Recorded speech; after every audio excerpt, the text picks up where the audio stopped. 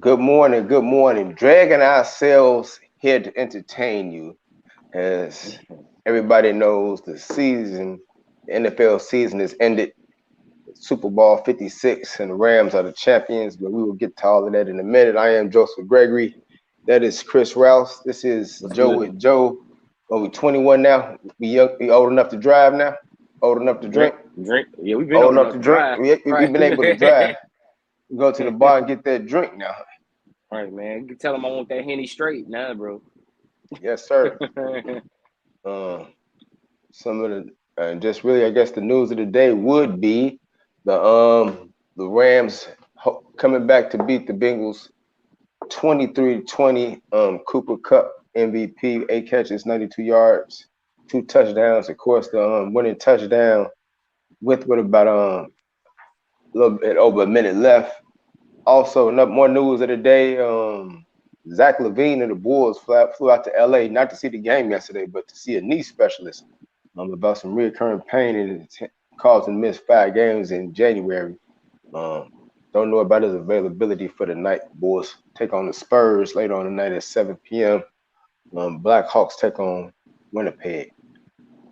And Adrian Peterson arrested yesterday right before the Super Bowl for some incident that happened on the plane.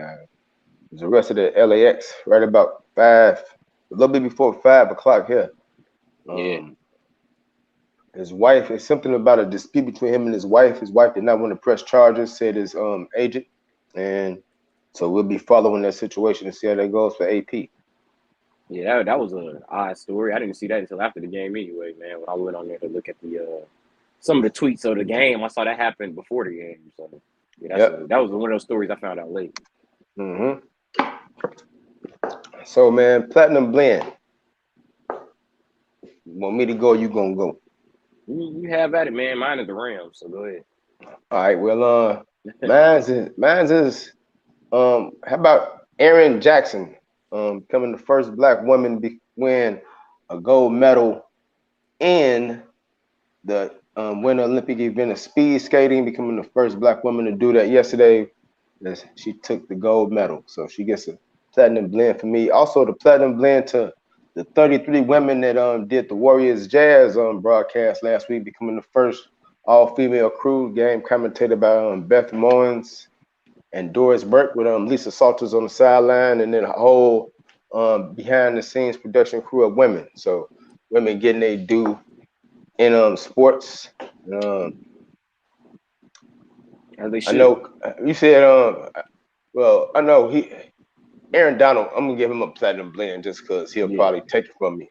I don't want to. I Yeah. don't want. You don't want him on your bad side. If you want Aaron Donald on your bad side, you just crazy. So he just getting one because he just went and took the game over. Once they got in his Hey, face, they just took the game. hey, if you want So that's my If you want platinum Aaron, blend, hey, if you want Aaron Donald on your bad side, you better be getting paid to play against the Rams. That's all I know. man. That's all I know, man. So your platinum blend is the super sheep, huh? The Rams.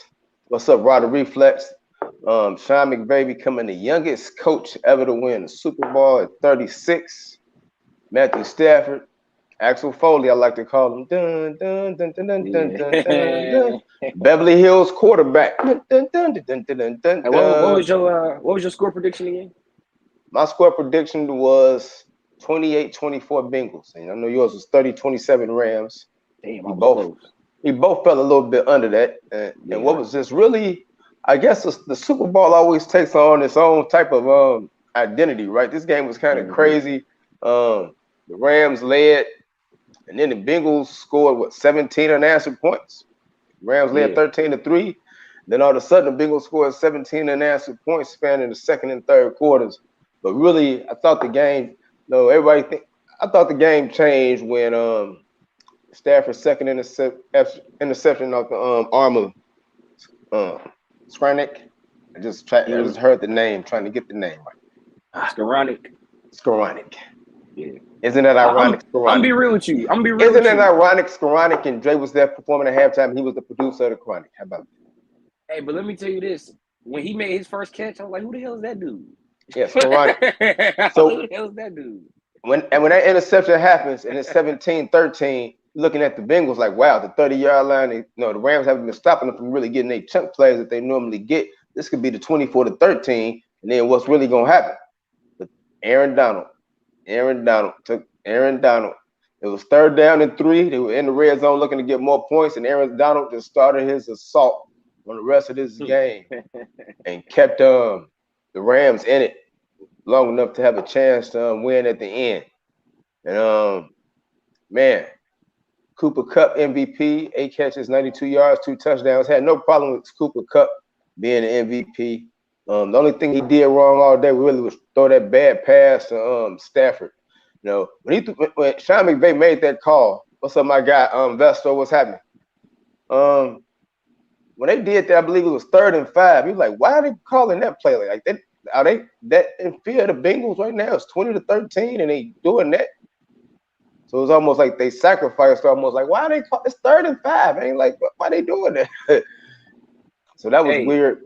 But I thought that take this how you want. But you think Tony Romo was proud of that botch snap by Johnny Hekker? I wasn't proud of it because he cost me a pool. I would have won. I needed the 4 and the 0, and Hecker's his hands. He had hands like feet, and he dropped the ball. He's a punter. He known to kick, not catch. He known kick, not catch. Well, he need to be finding another occupation, dog. This is the Super Bowl. Why are you doing that then? Another occupation? He a punter. Hey, he a holder. That wasn't no punt. That was a hold, and he botched it. Messed up my pool.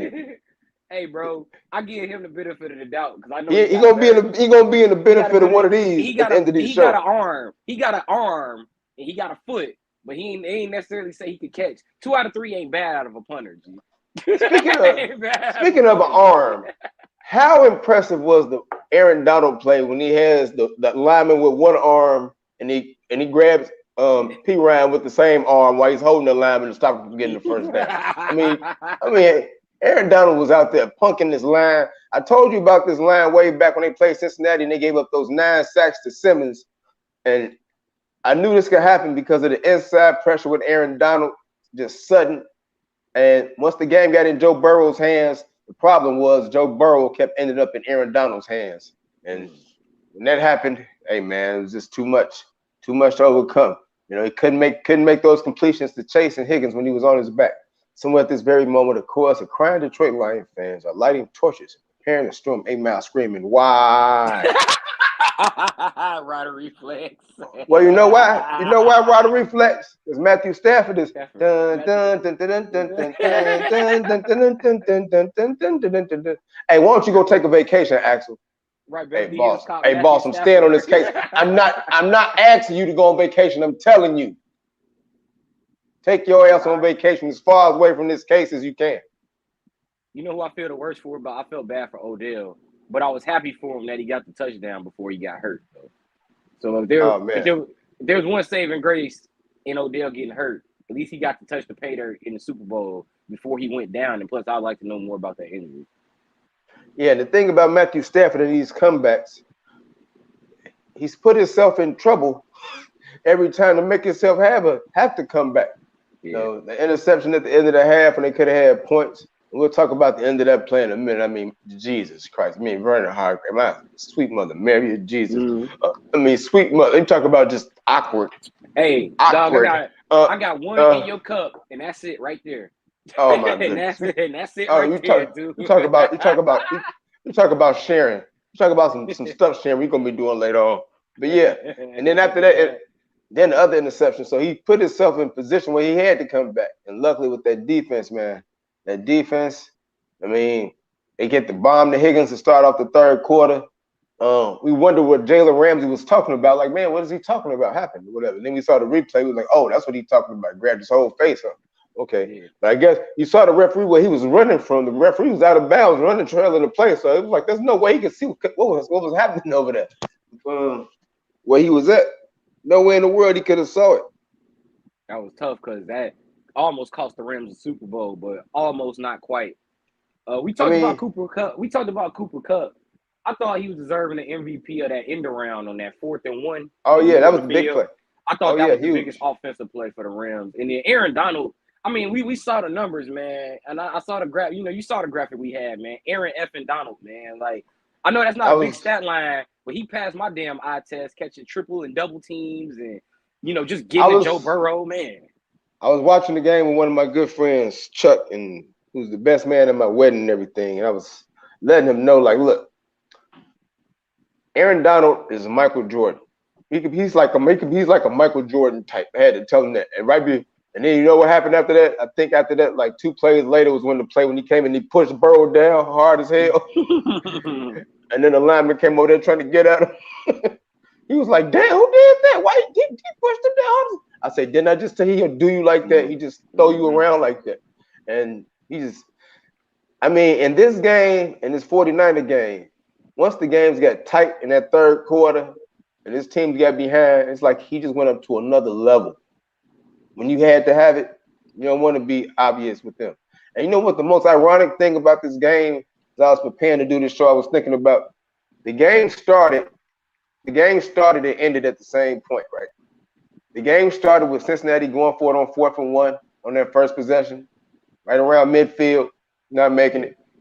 And that's where it ended at, right around midfield, 4th and 1, and again, not making it.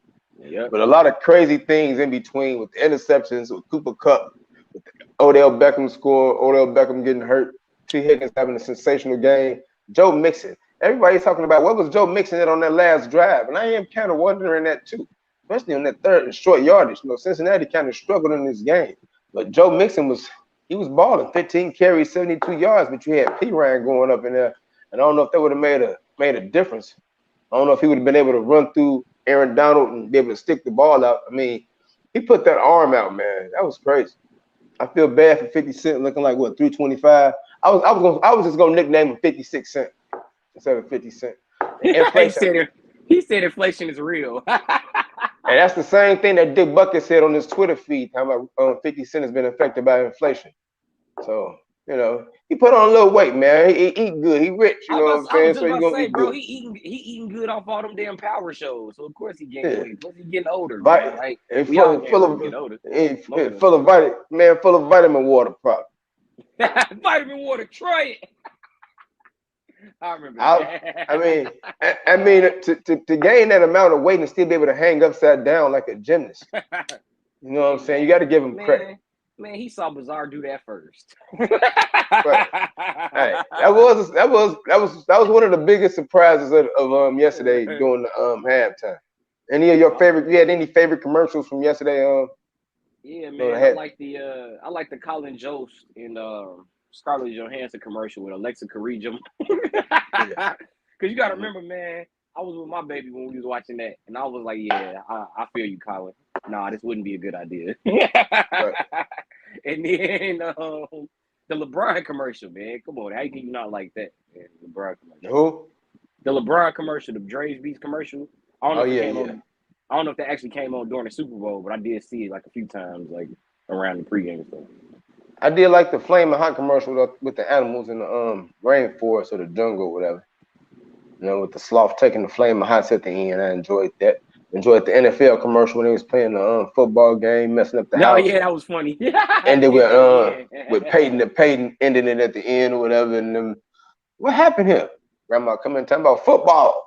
I thought that was a decent one. Who was that? It was Mike Singletary, and he was like, "Man, just be yourself." And then I think that was Ronnie Lott, and he ran dude down. He clapped him real quick. Right. I thought that was funny. I don't know if that was Ronnie Lott. I can't tell without the helmet and jersey. Some of them I don't know, but but I think that was Ronnie Lott though. Man.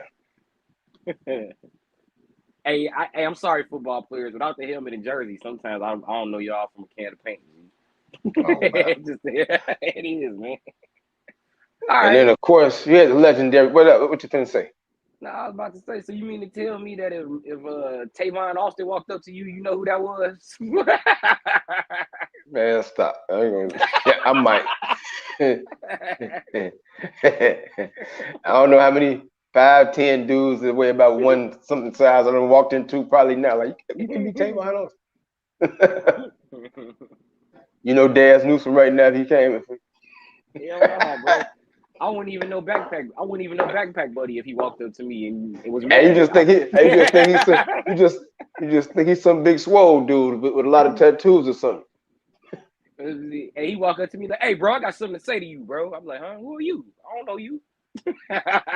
Might have heard you criticizing them on Students of the Game or Joe and Joe, one of your numerous platforms or something. So I guess you feel like this performance was it the best performance we've ever seen, or is it second to Prince? That's almost like the only thing that you can really compare to. I don't think you can really beat the Prince thing. It's tough. Yeah, it's hard to beat Prince with actual ring. With the actual ring. Yeah, such an iconic, and plus with him not being here anymore. So I'm giving Prince maybe about a notch. I'll say this though. If this was the first halftime show I thought was for me, like my generation, because you gotta remember all them songs came out when I was like the target audience. You know, we trying to get kids to listen to the radio and all that. All them songs came out when I was young, so I felt like that was for me. And 50 Cent once upon a time. Did you feel like Bruno Mars when he did this? Did you feel like that was for you a couple of years ago? I mean, yeah, it was trendy. It was just for what was going on now, just like the Weeknd last year. It was for everybody. It was going with the now artists. I really enjoyed Bruno Mars. I didn't think I was going to enjoy Bruno Mars as much as I did when he did his halftime. Like, okay. Shout out Bruno. Yeah, shout out to Bruno Mars. Yeah, man, it was an epic performance. Epic playoffs. You know what I thought about also as I was getting ready for the show? Okay. Yesterday was the first time, the Rams were the first time a Bengals opponent's last possession didn't end with an interception. Derek Carr's interception in the red zone in round 1. Ryan Tannehill's last pass was an interception in round 2. Pat Mahomes in overtime in the championship game. But this did not happen to Matthew Stafford. Yeah, even with the Bengals Super Bowl hopes. How did you feel about some of those penalties at the end? I thought all of them were pretty spot on, except for the one against Wilson, number 55, who had a sensational game, a linebacker for about the Bengals. He was everywhere. You talking about the hold? You didn't think that was a hold? Nah, I didn't. No, I thought he held him because he grabbed him on the hip. He grabbed him on the hip the first time, and then when the ball came in, he took the hand off and slapped it down. I thought he held him. I thought it was a call. That one I thought was kind of ticky-tack, especially after you figure like they missed the whole face mask thing. What you really want to watch here is consistency, especially since I didn't have a dog in the race, so to speak. You know what I'm saying? You just really want to see a game that's called fairly. I was irritated. I was irritated with like all those penalties inside the final 2 minutes. It started turning into a college basketball game. You know, I started calling them garbage ass timeouts, all them fouls, trying to extend the game. And honestly, man, I was coming from a college basketball doubleheader. So at that point, I'm like, come on, man. Like, let's get Wilson had 9 tackles. 3 of those tackles were for loss. Also, he had a pass breakup yesterday. I thought he was everywhere for Cincinnati. But yeah. And you saw what was in Cooper's Cup. I told you that face mask should have been called. I thought it should have been too, Rob. But if you look, I thought it was going to be a back judge. The side judge was running behind them out of bounds, about 5 yards behind. So there's no way he was going to be able to see through the bodies as Higgins was jumping. And he could see that he made contact with the face mask. He couldn't even see it. Who was that was covering Cooper Cup on that last touchdown pass? That was Jesse Bates. That was Eli Apple. You know who? That's why I say. Oh, that was roast. Apple. That's what he had apple juice all day. Number 20. He had apple juice. Bro, like if he would have turned around, he probably would have won the Super Bowl for Cincinnati because that ball was right in his face. It was right in his face. Yeah. If was a fifth, but yeah. But hey, Miko Hardman had fun with it. Yeah, I bet he did. Eli Apple, you talking a lot of, that's gonna be in my cup too. You can't be saying all that stuff, you know what I'm saying?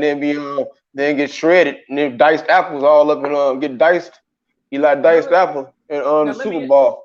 Let me ask you this: If a team eliminated you, but you already got a Super Bowl ring, is it still cool for you to talk shit? Because I mean, what have you done lately? But you got your ring already, so where do you stand on that?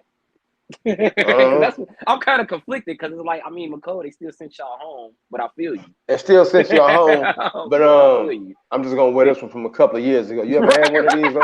I've been there before. Right, you're right.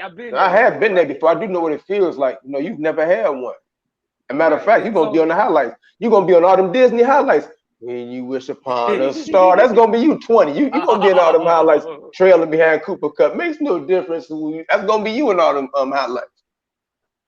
Hey, now you might as well be in the ad campaign with him. Hey, I like that. Hey, I like that they had The Rock kick off the Super Bowl. But what the hell, bro? Like, he was pissing me off a little bit. I love The Rock. That's my all-time favorite wrestler ever. But he was like, all right, it's time. I'm ready. Are you ready? I'm ready. The game about to start now. It's time. You ready? You sure you ready? I'm sure I'm ready. You ready? It's time.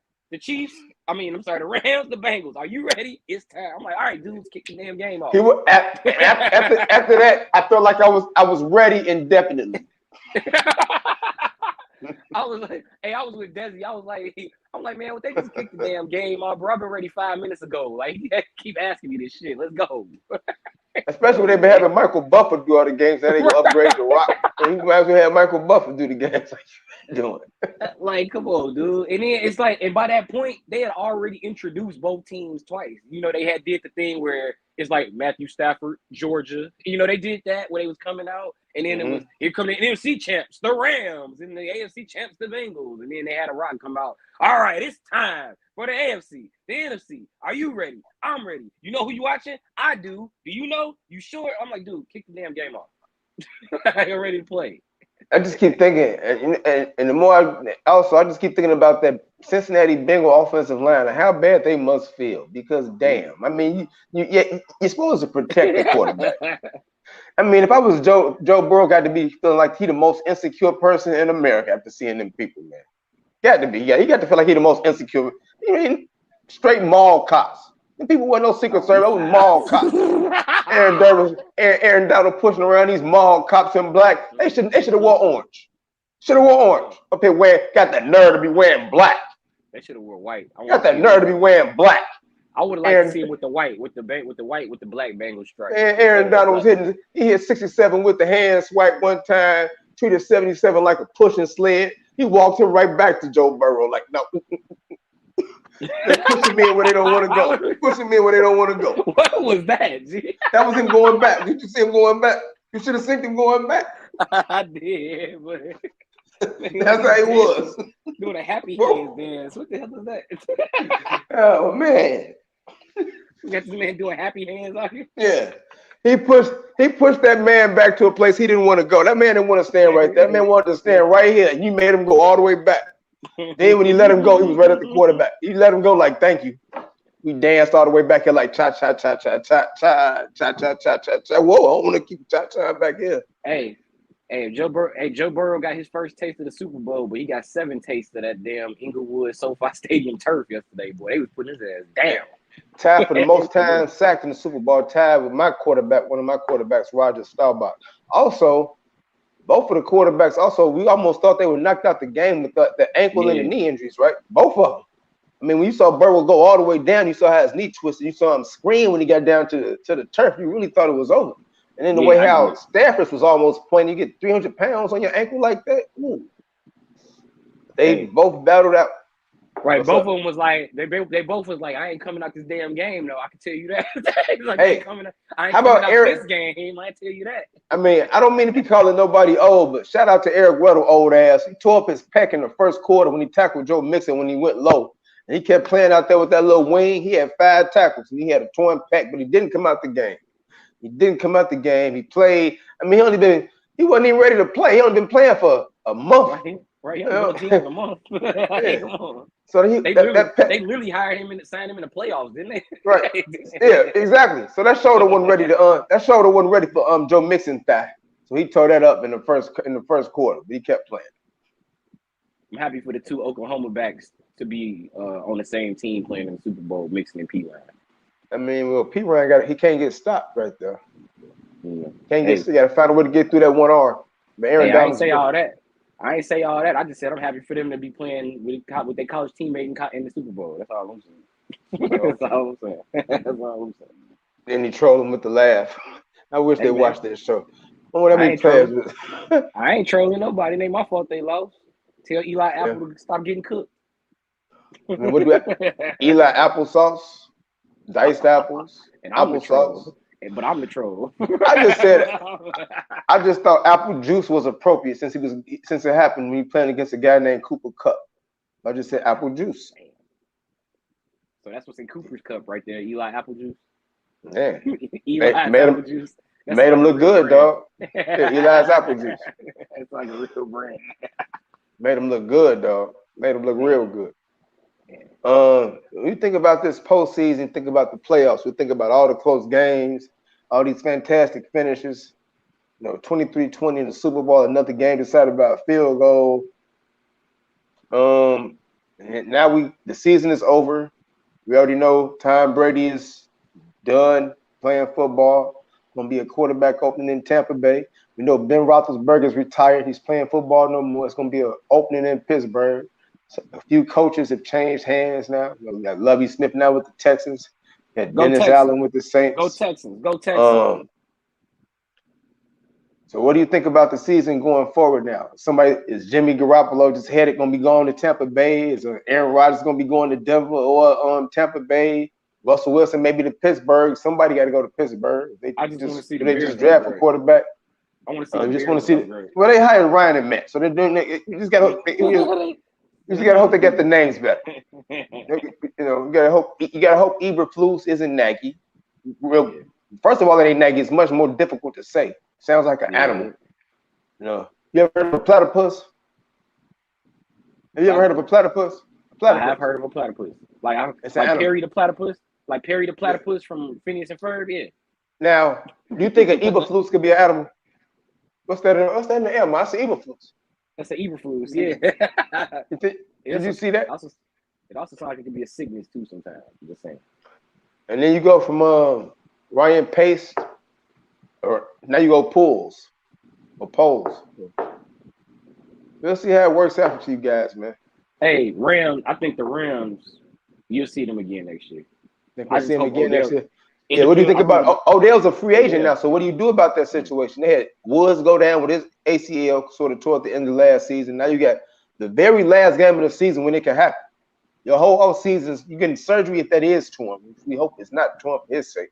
But if it is torn, you're going to be out anyway. So that's going to affect him at the bargaining table. So how do you think that's going to affect him? I guess I just told you.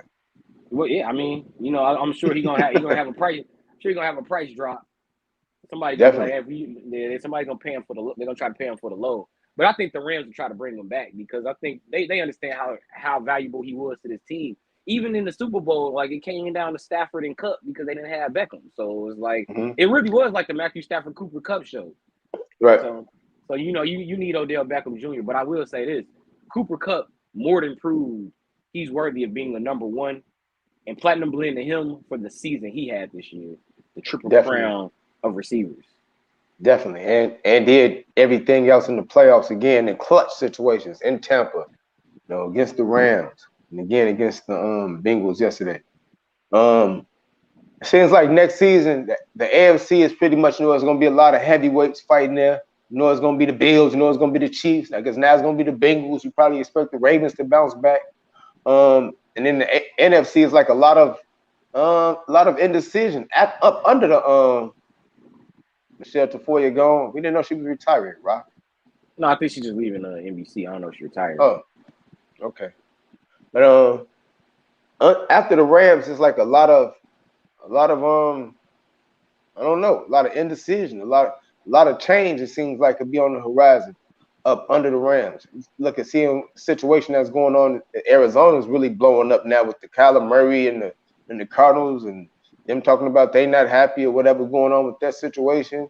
The quarterback change, it could be a quarterback change in Green Bay. We know Brady's leaving. It's an opening in Tampa Bay with a lot of weapons and warm weather down there. So and the Jimmy Garoppolo situation in San Francisco. So just waiting to see how all this stuff plays itself out over the next few weeks.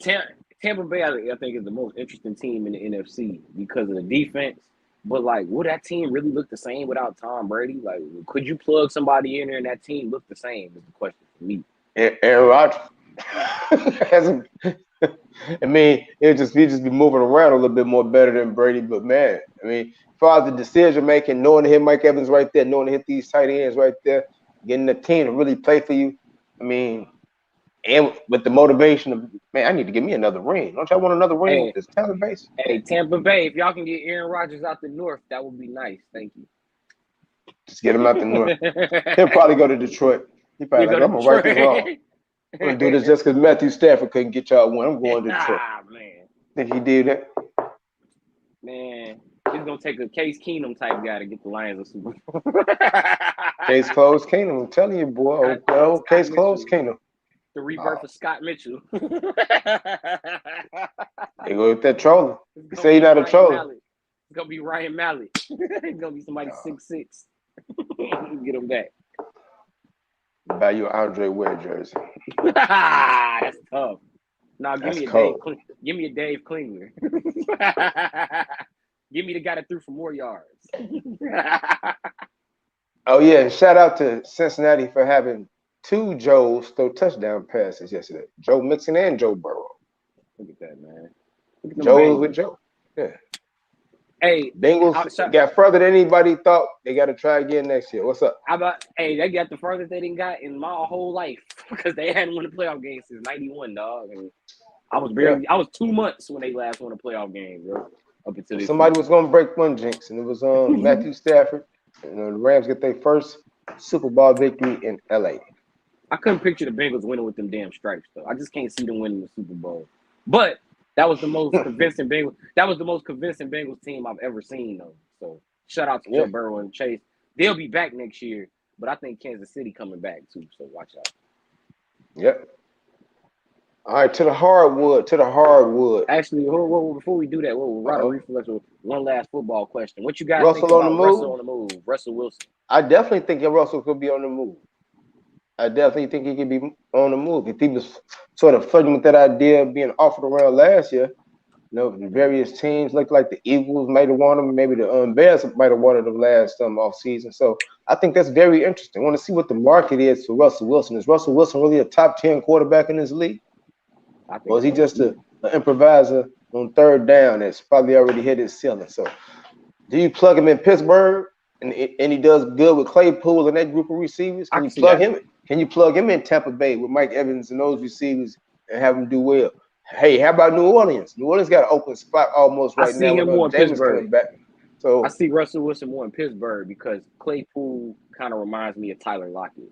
And I feel like wherever Russell Wilson goes, he kind of needs Tyler Lockett. Not need, but give him a guy like Tyler Lockett that could be, one of them guys that run drags and run them little short routes in the goal line situation. I would say one thing about Pittsburgh, they got in common with Cincinnati. I don't know if it's just a division thing. It can't be a division thing because Cleveland's among the best.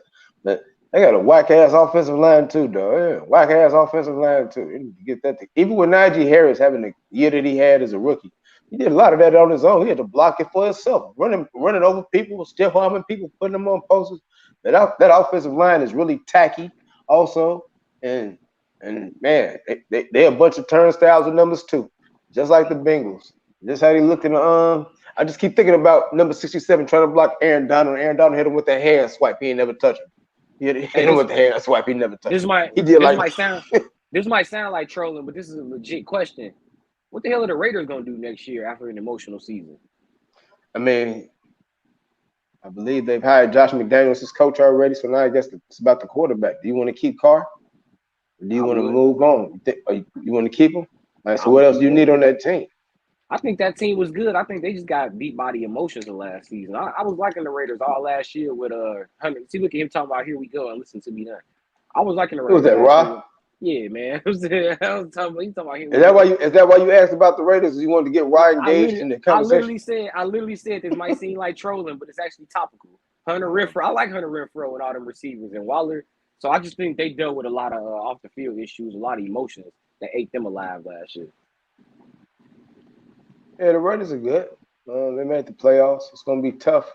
But that division is tough. You keep waiting for the Chargers to take that next step. They had a chance to take it in their last game, and they didn't take it. Brandon Staley is the coach. Is their coach holding their team back? Is he Anthony Lynn and them again?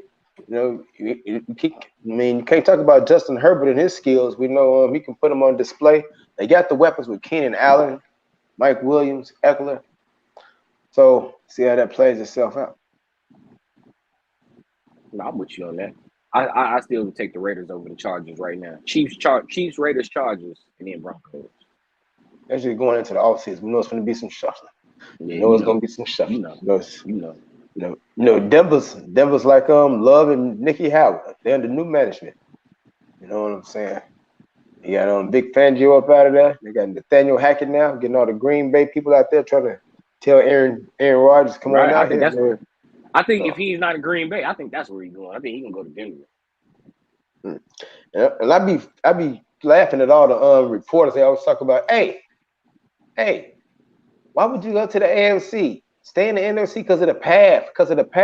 The path ain't did him nothing. The path ain't did him shit in the NFC so far. Right. The path ain't that frozen tundra. The path in the NFC ain't did nothing but get him heartbreak. Get him heartbreak in about 3 championships. You got tight ends touching the ball on outside kicks when they ain't supposed to.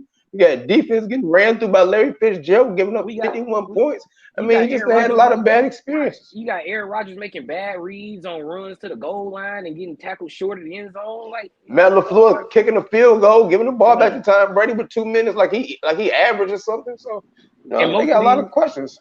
And most of these all happened on the frozen tundra of Lambeau Field. Eli Manning, Jimmy Garoppolo, advantage. Block punts, block field goals has been going down. So, bro, if you lose to San Francisco in the snow, 13-10, you don't have a home field advantage no more. Bye, forget it. It don't exist no more.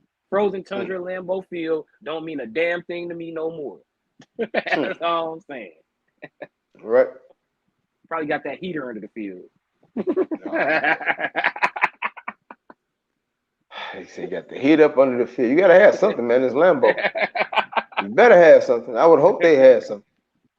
Hey, Chicago Bulls. I agree with Reflex. He showed. What he say? Oh boy. Hey, Aaron is a choke artist. He sure the hell is.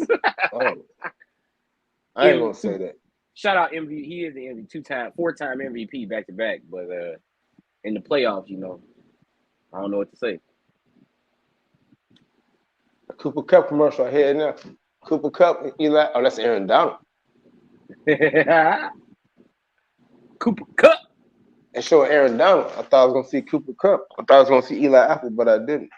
The Bulls play the Spurs tonight. Yes, they do. And we are wondering about the availability of one Zach LaVine. Wolves last in action on Saturday when they beat the Thunder with DeMar DeRozan just dominating, scoring 38 points. And they beat the Thunder 106-101. Can I offer a theory on that Thunder game real quick before we get into Zach? Sure.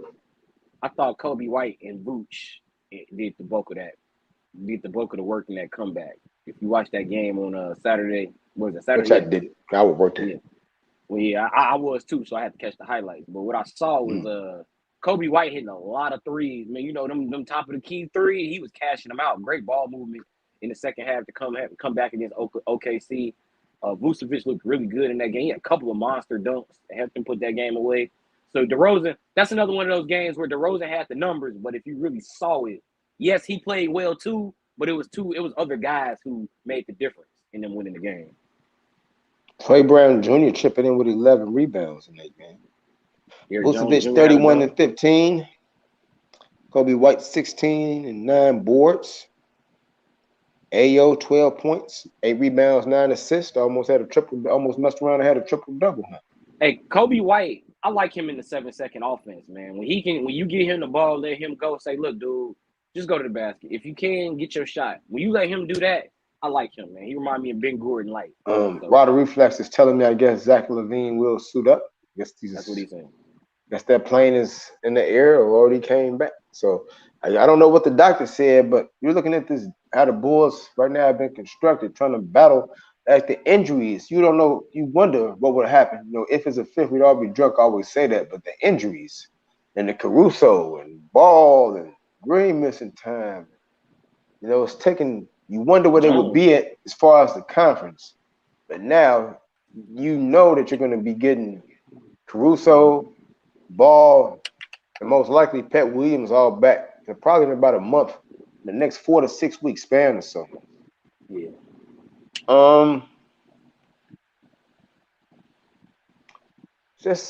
The Zach LaVine though. there's actually something wrong or something happens down the line, he's trying to play through, man. I mean, this is huge. You don't have your other wing guy, your other all-star available to you. And it's not even that, man. A knee injury affects how he plays. He has a lot of athleticism. A lot of bounce, a lot of dunks, which is what gets the United Center popping, man. And on top of that, just like a lot of his bounce is step back jump shots. So I can see how that can take a toll on your knees, because that's a lot of pressure on your knees, and sometimes at a fast pace, just trying to avoid a defender. So it is a concern. I think it's a big concern anytime you have anybody have a knee injury, because that can go south in a hurry. It can be a bruise and turn into a meniscus, and then turn into an ACL eventually. So because sometimes you overcompensate with your movement, try not to re-injure the knee while you're running. So it's definitely a big concern for the Bulls, especially considering this is a good looking year for Chicago in terms of being a top 4 or 5 team in the playoffs. Yeah. Now, will they still be a top 4 or 5 team in the playoffs after all the movement last week? We saw all the contenders, like we saw Milwaukee add Serge Ibaka. You know about the blockbuster as far as James Harden going to Philly, Ben Simmons going back in return. Also with Seth Curry and a rim protector and Andre Drummond. Saw a lot of the other contenders make moves.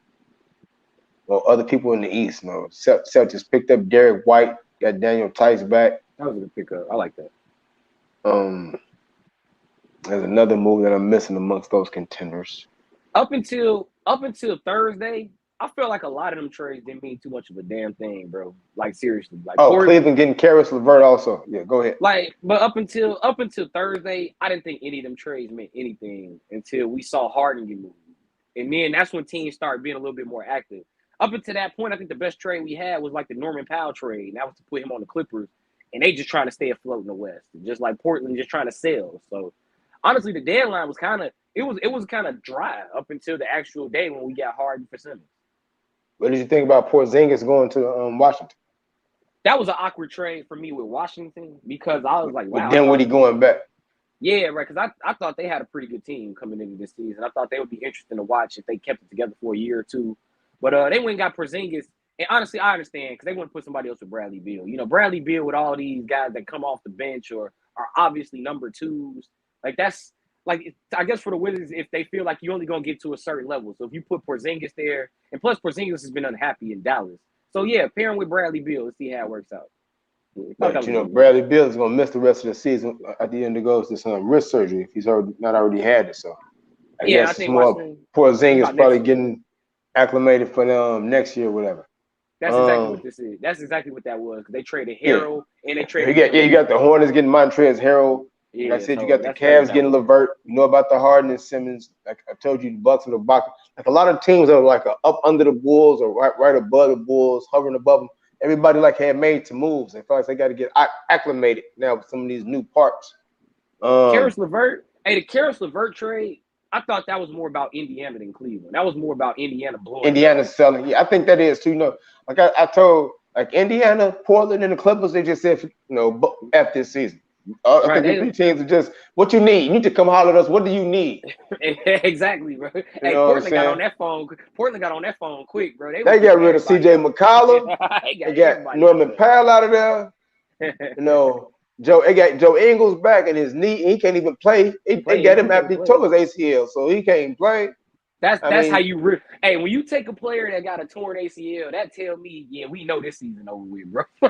We know I don't even see the incentive for Damian Lillard to come back this season now, bro. Right. Might as well sit it all out and get some rest and get your stomach all the way right. Hey, this is now finally get to see Anthony Simons, because I've been high on him for the past few years. So now we finally getting a chance to see. He was big he was big in that game when they beat the Lakers last week.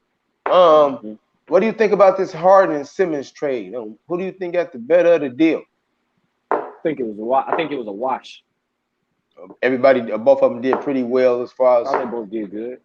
I thought Harden Ben Simmons trade was a wash, because obviously both teams were just trying to get rid of a guy that didn't want to be there. Like, why? If you don't want to be here, then get the hell on. I don't want you here neither. So I get it. Both teams making the trade.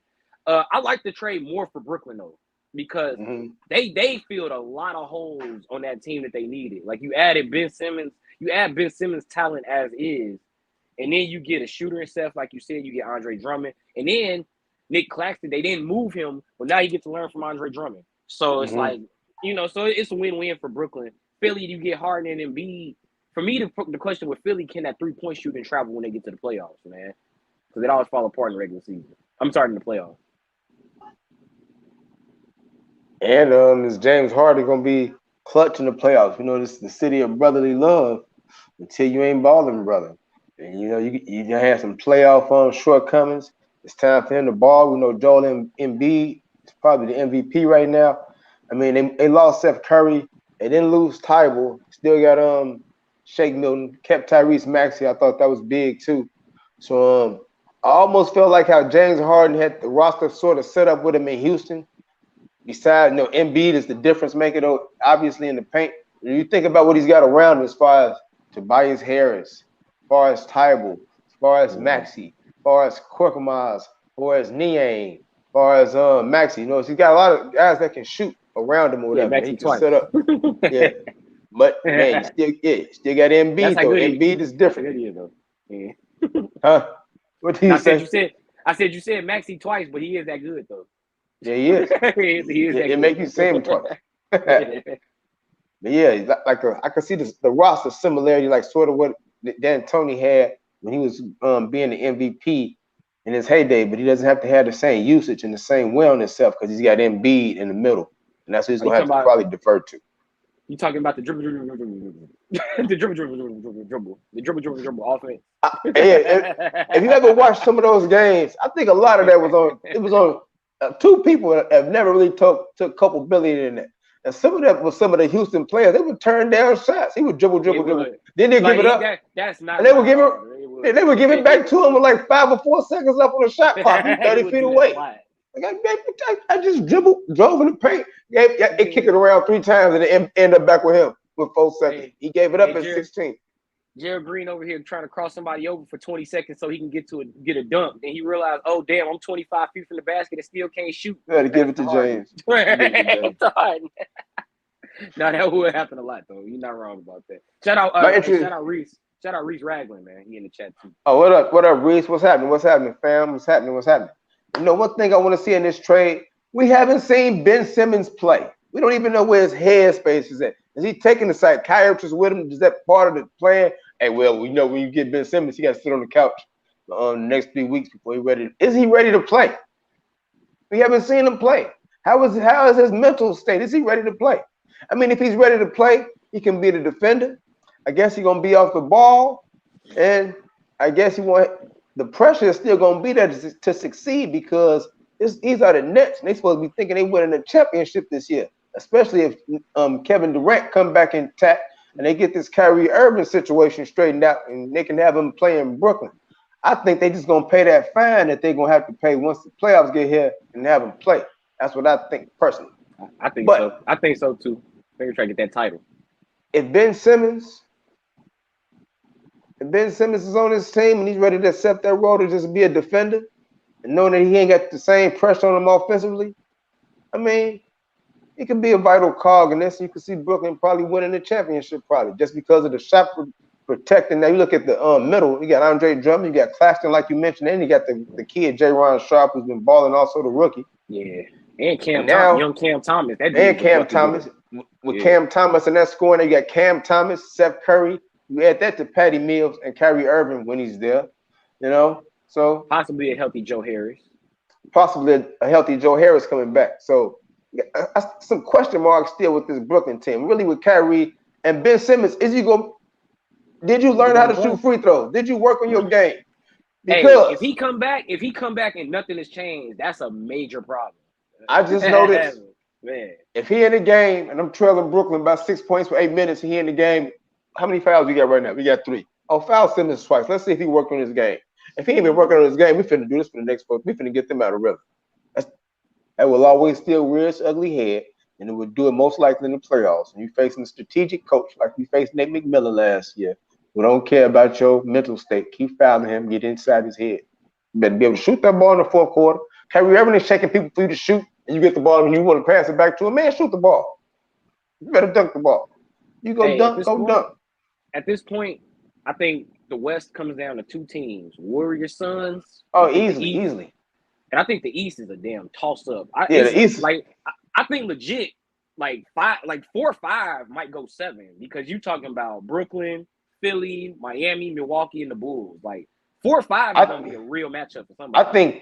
I think 3. I think 2, 7, which is gonna come out the playing game. 3, 6, 4, 5, maybe even the 1 seed. They all probably gonna go at least 6. That's how tight it is right now in the East. And that's why I'm interested in these trades. You got a lot of teams that's going to be learning how to play together and incorporate new parts.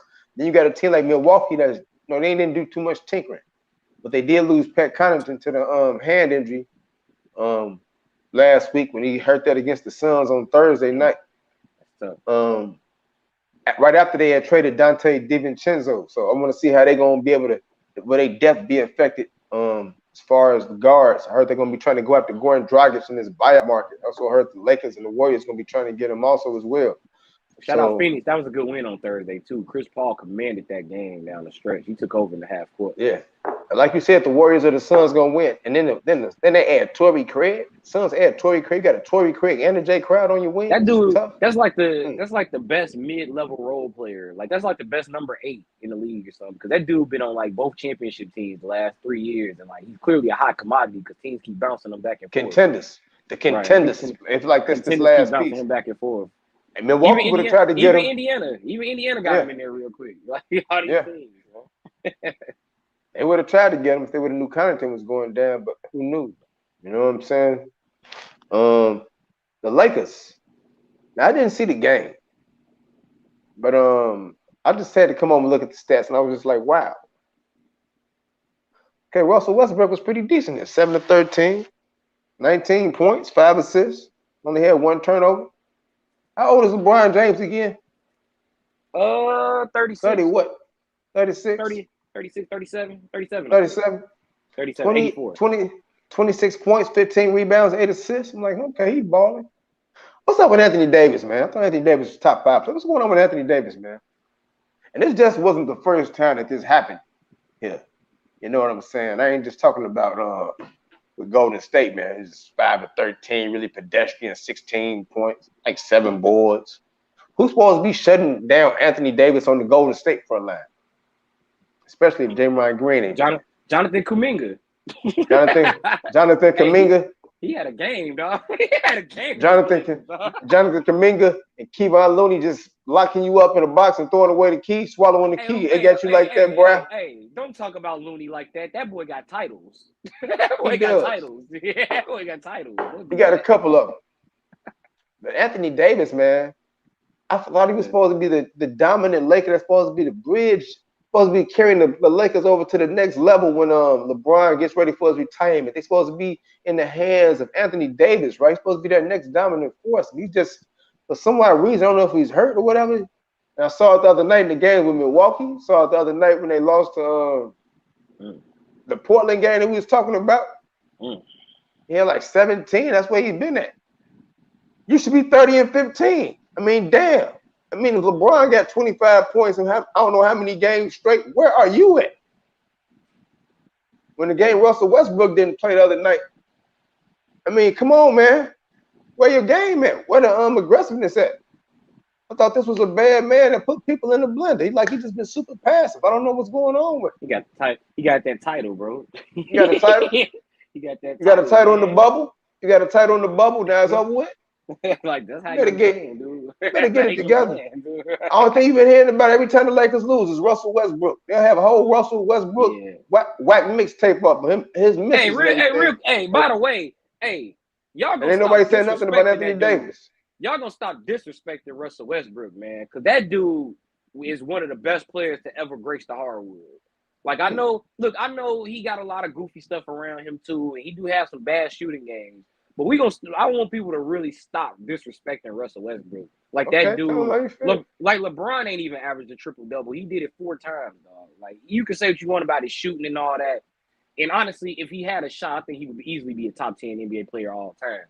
But Russell Westbrook is not to blame all the time for the Lakers losing. They lost to the Blazers the other night, and the Blazers were in sale mode. Like, and he didn't even play. So so who you blaming then? Who you blaming then? Who you blaming? It was some games early this year. Westbrook was the reason they won when they played like OKC. So it's like, what the hell are we talking about, dude? Like, this dude had games where he win games. He had games where he lose them. But I've seen far more games where Anthony Davis plays bad than I have seen far more games out of Russell Westbrook playing bad and not making up for him. So you think the Lakers going to the playoffs? Man, I thought they was gonna win the title at the beginning, go to the finals at the beginning of the year. But I'll ask you that question about the finals. But I just want to. You don't think that? I mean, they ninth right now. They ninth, but they ninth and all that. But I don't know. I don't know. If is the play-in? If they make the play-in, is that play-in? I was about to ask you that. I guess the better question would be: you would think they're gonna make the top 8? No, no, I don't. That's tough. I don't think they're gonna make the top 8 because, well, Golden State, Phoenix, Denver, Utah, Memphis. That's 5. I think Minnesota sneak in there. Minnesota is 7 right now. Minnesota in there. Minnesota is a game and a half behind Denver. Denver's 31-25. Minnesota is 30-27. Dallas would be in there. That's 7, and then 8. I actually would be. I'd rather see the Clippers. I think the Clippers might make it over the Lakers because the Lakers. But the Clippers are 8 right now. The Lakers are 9. Well, there you go. So there you go. So. I don't think it's gonna be too much. I think the movement. I think the whole thing with this would be because Sacramento finally, with Sabonis now in that lineup, could they finally crack it? Could they finally get past San Antonio? Could they just get to the playing game finally? I mean, god damn. I mean, every year Sacramento. Right. Here's what I do. Here's what I say. Yes, the Lakers will make the playoffs, but they will be the 8th seed. Okay. I mean, they have to take on Phoenix. Might be a Phoenix revenge match. Again, yep. Phoenix right now up 4.5 games on Golden State. Yeah. If we can get that series last year with no COVID and no injuries, I'll be happy. I mean, that's all about if. You know what they say? If it was a fifth, we'd all be drunk. I always say, yeah, if Big Daddy Kane would have heard me freestyle when he came to Chicago in 1992, boy, and no telling where I'll be at right now. Might have been with the Juice Crew. Didn't happen. Shout out Aaron Janowski for joining us in the chat, man. Shout out to What's going on? How you doing? Just looking at some of these standings, man. Atlanta got the 10th seed in the East. Toronto. That was a nasty. I mean, the East is just so tight. No, Toronto is the 7th seed. And they're only 5 games out of first. It's so tight in the East. Atlanta is weird because Atlanta been having a nasty fall off, and a lot of that is because they just blowing the roster up. They trading there. They traded Cam Reddish, and then they got Trae Young is basically trying to put everybody on his back after a deep playoff run last year. So I don't understand how Cam Reddish just fell out of favor. I don't know how you trade for somebody, give up resources, and then say, okay, you ain't playing. Just come to practice. That's crazy. He just got in Thibodeau's doghouse, just traveling. I guess he don't like his hair or something. I don't know what it is. You got to let me. Oh, what do he do to get out in the Knicks doghouse? I mean, when I see stuff like that, when I see a player get traded like that, and then the dude he get traded for don't even play, that tell me the team that sent Kevin Knox out didn't like Kevin Knox. That's what I think. Like Kevin Knox. They did. It's like Kevin Knox. It's like they really want him out. That's how I think about it. It's like it looked like they want him out of here. Now you got this Cam Reddish just on the bench. It's crazy. Kevin Knox, well, you talk about him and Michael Porter Jr., they like the 2 biggest guns in the league because they ain't passing the damn thing. You pass them the ball, they look right at the basket. That shot is going up. Like every time I watch them, they catch the ball looking at the basket. They like, nah, bro, I'm shooting that. I guess you're saying Kevin Knox is a black hole, huh? The ball going there and ain't coming up. It ain't coming back. Hey, him and Michael Porter Jr., you watch them hoop. They catch the ball 9 times out of 10. They already looking at the basket. They ain't thinking about you, dog. That thing going up. Trying to make themselves a threat for the defense. They ain't passing the damn thing. Oh, man. All right, man. It's in your cup. Some water today. Vernon Hargreaves. Vernon Hargreaves, dude. 2 things You're not happened. Even dressed. 2 things happened that we had never seen this year from the Cincinnati Bengals. Tyler Boyd dropped a pass. First pass he dropped all season. But that's not the reason to be in the cup, because that happened to everybody. But god damn, Vernon Hargreaves, you got on flip-flops. They ain't got on shoes. Get on flip flops. You talk about somebody that just forgot that he was in the moment. He ran 60 yards. Because the interception was in the end zone. He ran 60 yards. It was a bomb. He ran about 60 yards. And then got himself in the end zone and got a penalty. They in the end zone doing the giddy, and he up here waving a towel with flip-flops and a hat on. Everybody else got on pads and the helmet. He got on the hat like me. Got on flip-flops. He did. He had backwards, though. With your goof ass. Yo, goof ass. Then look, he was looking up at the Jumbotron like this when they were showing it. Looking up at the Jumbotron like when they're showing it. When you got that dumbass mic for 15 yards and put your team back inside the 10-yard line after a big turnover, you take all the momentum away because your goof ass too frantic in the moment. You can't even take Bernard Hargraves to celebrate. He didn't do that in Kansas City, did he? When they got the interception, right? He didn't run on the field when they intercepted Tannehill, right? He didn't do this when they intercepted Carr, right? So why your goof ass running on the damn field when they intercept Stafford? Like you done forgot the rule. Get on flip-flops, Chris. Man, on flip-flops. Hey, remember when I told you some football players without the jersey and pads? I couldn't tell you. He wanted you to know him. You know Bernard Hargraves. You know why? Because his face, his goof ass was on the Jumbotron. You weren't even supposed to hit Bernard Hargraves' name at all yesterday. Be seen, not heard. You weren't supposed to be mentioning Bernard Hargraves today. If you got on flip-flops, and I forgot to mention you, you did something crazy. I didn't know he was still in the league, dude, until I found that was him. You know how I even found, first off, when that happened, I wasn't at home. I had took my lady off for Valentine's Day. So we was watching it in a place that didn't have a sound on. So so I saw it and I'm like, who the hell is that? So I had to go on Twitter to find out who that was, dude. Like, and then he had to be a healthy scratch because he ran 60 yards. So he had to be a healthy scratch. It probably wasn't even nothing wrong with him. He ran 60 yards in flip-flops, so it couldn't have been nothing wrong with him. Just to do the giddy. Just to do the giddy with the defensive backs. Hey, get on flip-flops. Hey, no, there's something wrong with him. He ain't good enough. Yeah, your goof ass gonna look at the Jumbotron like this. He ain't good enough, G. Your goof ass. He should have set his ass in the locker room. I would have sit your ass, stay back here for the second half. Hey, when was the last time you heard Vernon Hargraves do anything before that? Because I forgot. That's messed up. That's right. That's messed up. He had to be a healthy scratch. And you know what killed me was Al Michaels and Chris Collinsworth. They was like, and honestly, that'll probably be the last time he'll see that Bengals bench after that. They probably not right. I know, that's why it's funny. It's like that. And then they lost later in the game. Nah, and then they lost like that. No, because what's then in your cup? It's like that, dude. Come on, Vernon Hargraves, man. That is, somebody said that's the most Florida Gator thing you ever. A dude that ain't even dressed. Not playing. Just gonna run out. Second. Go in there and affect the team. That's stuff that coaches can't prepare for. You figure everybody know that. Hey, you ain't dressed to play in the game. If you inactive, don't act like you active just because something happened. You acting like you active. And you just figure everybody know that. You figure you got to worry about timeouts. You got to worry about winning challenge shit. You can't worry about if Bernard Hargraves gonna run on the field if you get an interception. Vernon, somebody stop Vernon. Somebody stop Vernon.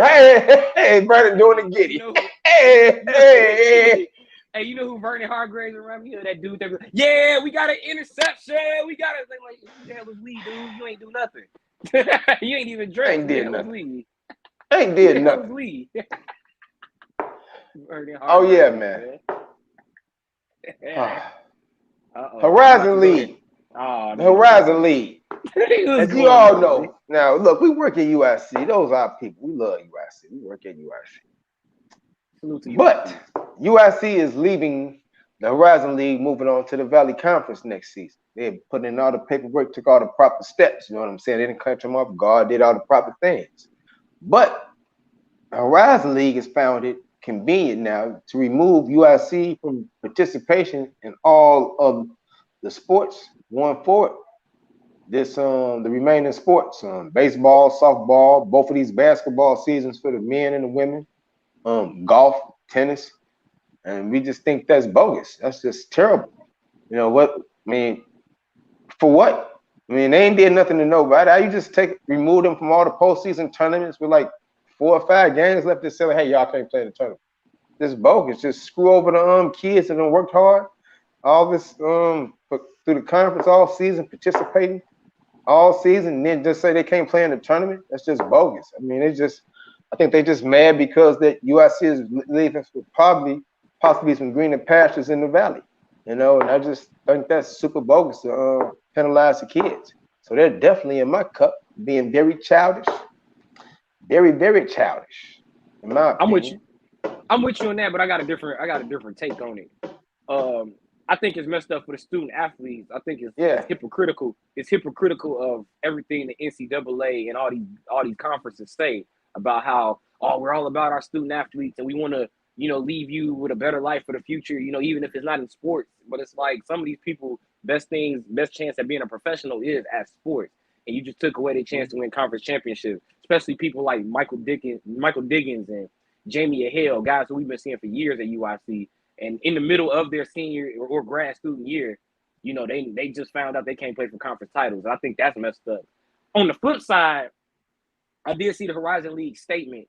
And bylaw, hey, if that's the bylaw, man. And it did say UIC was aware of the bylaw. I don't know exactly what happened. They said UIC got their paperwork in late, which is like, what? Like, okay, but which meant to say, but that came out hella late. So if that's the case, why don't you, is there no way for UIC and the Horizon League to communicate, like, hey, can we put this on hold or something? Like, you should announce that first. Hey, right. You finna leave. Hey, well, you already know you're late, so you can't let you play the tournament. Doing this, right. Should have said it then. Right. I just think, it's unfortunate that the kids are gonna suffer for business, for institutional situations. I just think that's messed up because the kids seem to always suffer when you think about like situations with what happened with Rick Pitino at Louisville or the Fab Five or it's just unfortunate that the kids suffer because of institutional issues. Yep. So, yeah, man. That's the Horizon League for me. I had nothing in your cup. Ooh, can I think of it? Hashtag don't blame the flame. Don't blame the flame. I'm not saying that. I just thought that was funny. That was a funny hashtag. What's up? What's up, man? What you doing, bro? What's in your cup? What's up, Bino?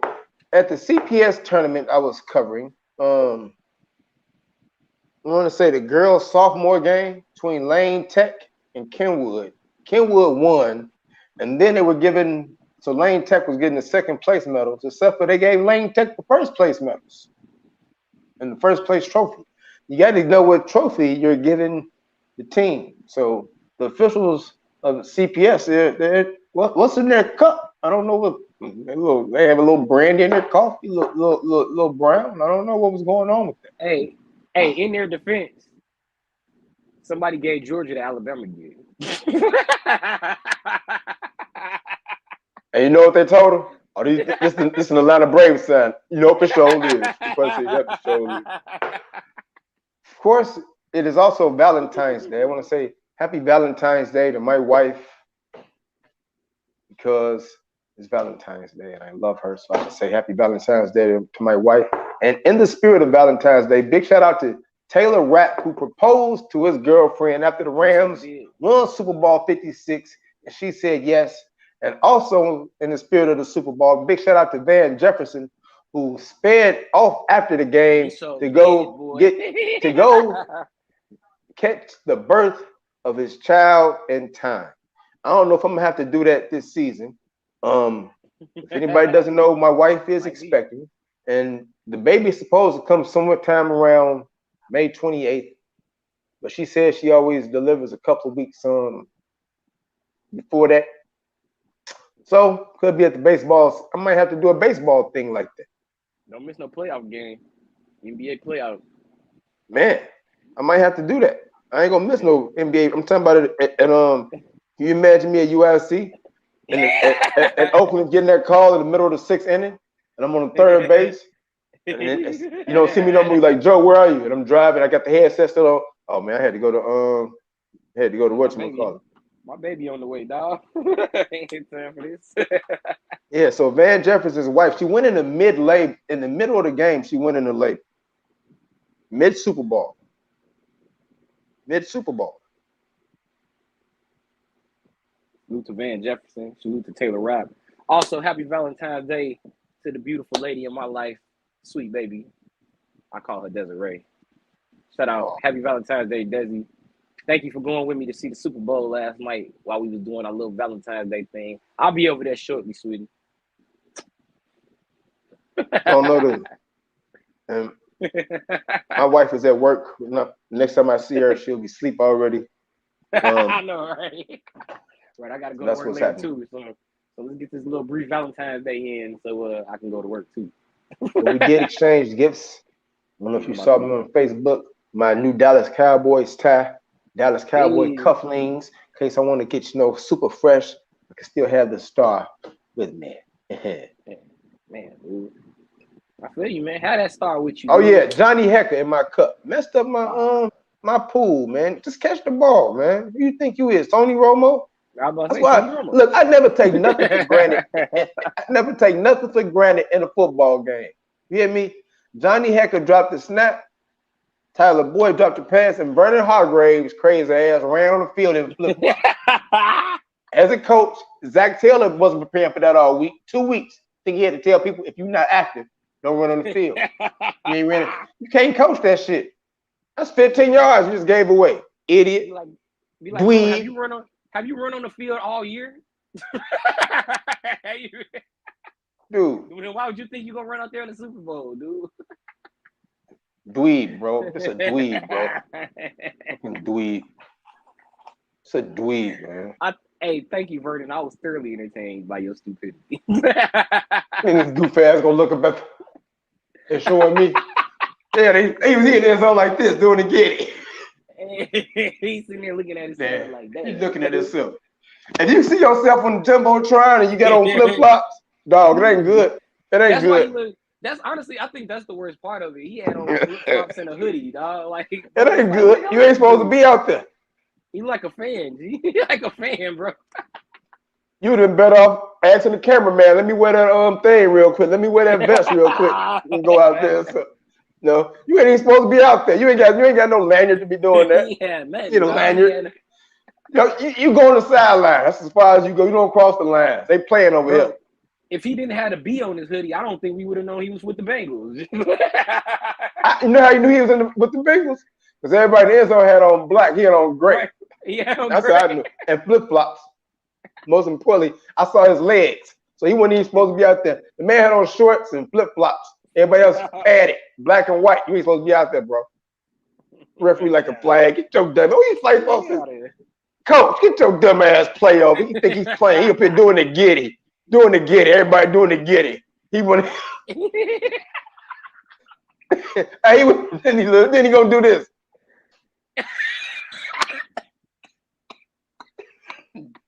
Goof ass. Oh, Vernon Hargreaves, man. He like, damn, that's how I look. Huh? Oh, Vernon Hargreaves. They look at your goof ass up there doing the giddy, getting those 15 yards. The funny thing is his face. He was feeling it too. Goof ass Vernon Hargreaves. Oh man, dude. Oh man. Oh man. All right, dude. Who all was in the chat, man? Reese Ragland, Ryder Reflex, Aaron Janowski, Bino. Bino, nephew. Yeah, my good guy Vesto was in the chat. Yeah, Vesto was in the chat. Yeah, I know Vesto was in the chat. Yeah. I was trying to remember everybody. It was a few of them today. And shout out to y'all for us waking up for us on this Monday, man. Ain't no more Super Bowl, man. My wife feel like she got me back on Sundays, man. How about that? I know, right? Hey, baby, just know this: 206 days, football start back. He already on that. A lot of things gonna change. Hey, Vernon Hargreaves, 206 days, football start back. Get your next dance ready, bro. Man, Vernon Hargreaves, man, you know, I don't think I'm say about man. On the field. Hey, the coach probably looking at him. I know he was like, what the flag for? You had a player run off the field, run on to the field. Who ran? He like, his goof ass was back on the bench looking at the Jumbotron. Yeah, that's him. They got a replay machine, dog. They saw you. They saw your ass. He was hoping it was under 2 minutes. Hoping he was gonna go into the booth or something. Dog, Sean McVay was gonna challenge on your ass. Hey man, play a run off the field. It's a Super Bowl. It's probably 2 cameras per person in that damn building, dog. Everybody seen you. Ain't nobody had one on. Ain't nobody think they was gonna have one on Vernon Hargreaves. They had it on Jesse Bates. He the one who got the pick. So he started doing the giddy with the defensive backs. And they was like, hey, who's that in the great? They thought somebody came out the stairs or some shit. I thought I was a fan. Yeah. Doing the giddy. They had doing the fit. They did have 15-yard. It's a win every Super Bowl, isn't it? So it's all about them being able to get away. 15-yard giddy. Vernon Hargreaves. He didn't get away. He didn't get away with that.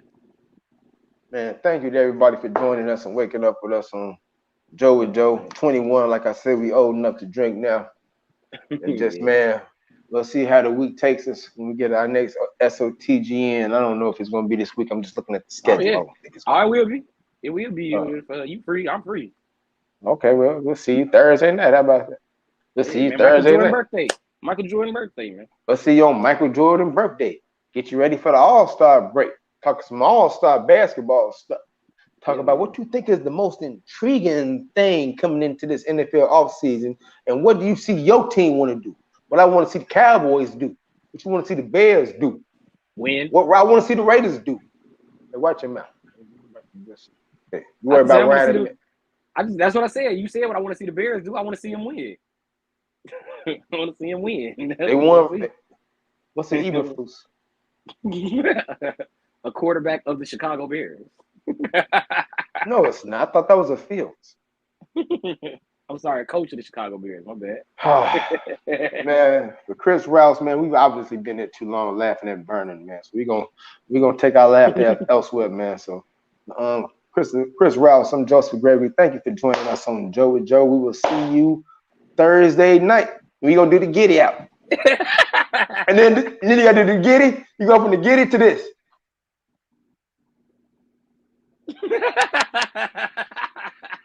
Yo, goof ass.